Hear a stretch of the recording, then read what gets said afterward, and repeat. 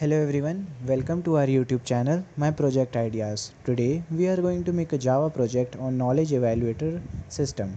Let us begin. Let us first see the requirements. You will be requiring a Java IDE. You can choose any IDE of your choice and a swing module to create a good looking interface.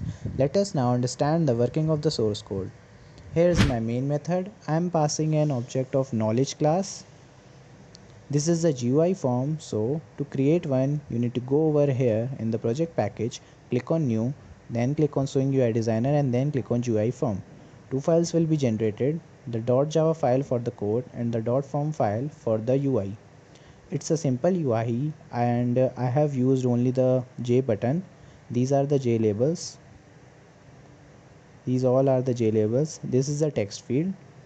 And to provide the functionality to the button, you need to go over here on the button, right click over here and then go to create listener.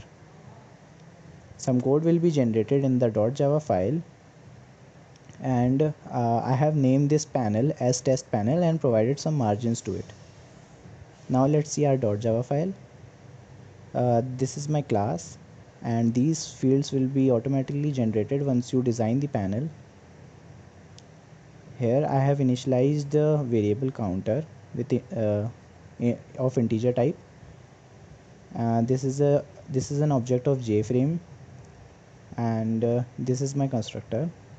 Here these set of lines are required so that whenever you create an object of knowledge class, this form appears on the screen. Set location relative is set to null so that whenever you run the program, the frame appears on the center of the screen, and this method is used and this parameter is passed so that whenever this form appears and the option of exiting the application appears on the screen, it stops the execution of the code. And I have passed my panel name, this test panel, in this method set contain pin. Let's see our functionality of the button. This is the submit button. Okay, it starts from here. If calc, this is my method. Over here it returns an integer.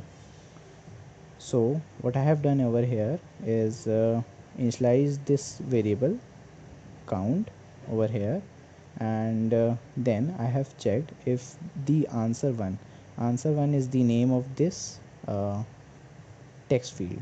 Answer1, this is answer2, this is answer3, this is answer4 respectively. Okay, so answer1 dot get text, we are extracting the text entered by the user and then we are equating it. Equals ignore case ignores the cases that the user enters, if it is in capital letters or it's in small letters. So everything will be included, everything will be checked. Okay, so if the string passed is 25.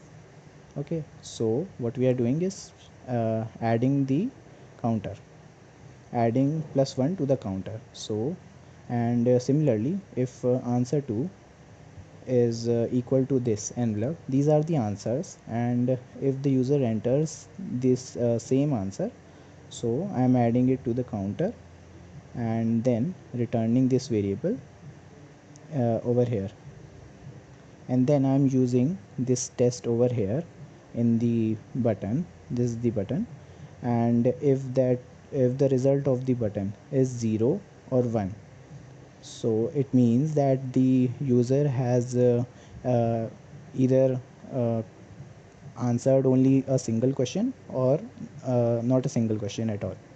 Okay, it then this set of code will run which says low IQ, your score is whatever the result of the function is, calc.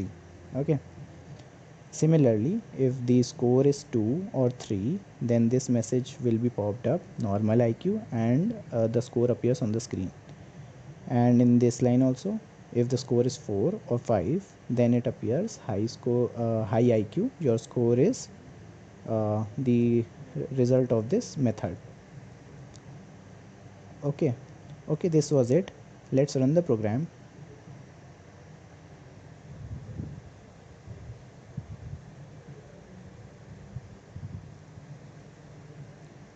Okay, let's say I have answered this correctly and this one incorrectly, and this one also correctly, and here let's say I type H,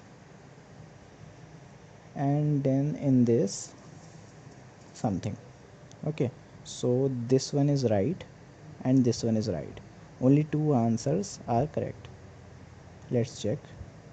So my score is 2, and it enters in the category of normal IQ.